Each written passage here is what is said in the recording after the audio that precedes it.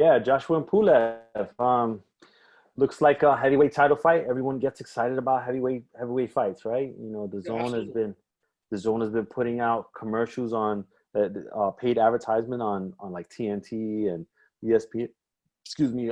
And so they're really trying to hype this up. You know, the zone is global now, so want to get that large audience. But it's Joshua Pulev, and I don't expect it to be a gladiator match. It's not going to be exciting, but I think that Joshua is going to pull out the victory and maybe even a late stoppage.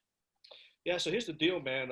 You're right, man. The heavyweight division in boxing is known as the darling division. Uh, and the reason why people love the heavyweight division and why it gets so much flack lately is because when you combine that pure power that the heavyweight division brings, those big guys with the gracefulness of at the sides of boxing and with the speed, when all that comes together, it's a beautiful thing to watch. And the heavyweight division for years has graced us with some great fights. And and and real quick, I don't want to deviate, but what's killed the heavyweight division in recent years was the invention of football. Uh, American football killed, and basketball. So big guys who normally, before football became popular, would normally go pick up boxing gloves. They started gravitating to football. So what you're having now is a bunch of heavyweights who, for lack of better terms, are failed athletes in other sports, and they look at boxing as their saving grace to continue in athletics.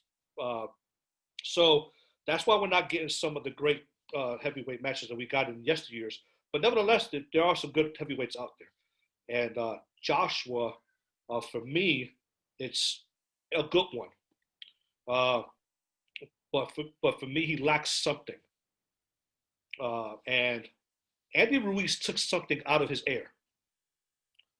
So, and I think a lot of that was his confidence. And that happens a lot with a lot of British fighters.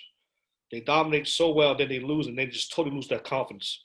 And then never, I'm not gonna say never, but they fail to capture that that aura of what they once were. So Ruiz took a lot of the air off of Joshua. So, and I didn't see much confidence in him again in the rematch. He played it very safe. So I don't know what Joshua we're going to get Saturday. Uh, so, however, with that being said, I think of the two fighters, he is the better one. Yeah. So I expect him to pull out a. I'm going to disagree with you on the stoppage. I expect him to pull out a decision because again, the confidence factor. Pre Ruiz, I probably would agree with the stoppage because he has it all. When he puts it all together, he knocks people out as we saw with Klitschko and we saw with a couple other British fighters that he fought that he knocked out. But we'll see. I'll pull it for him. I hope that we see the Joshua of old that he comes in explosive and he pulls out a knockout. But nevertheless, it should be a good fight. I don't think it's gonna be a bad fight.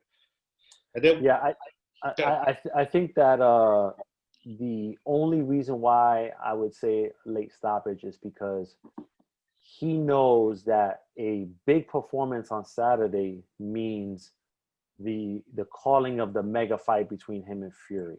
And so if he has a stale performance, maybe it takes a little bit off of that shine off of that.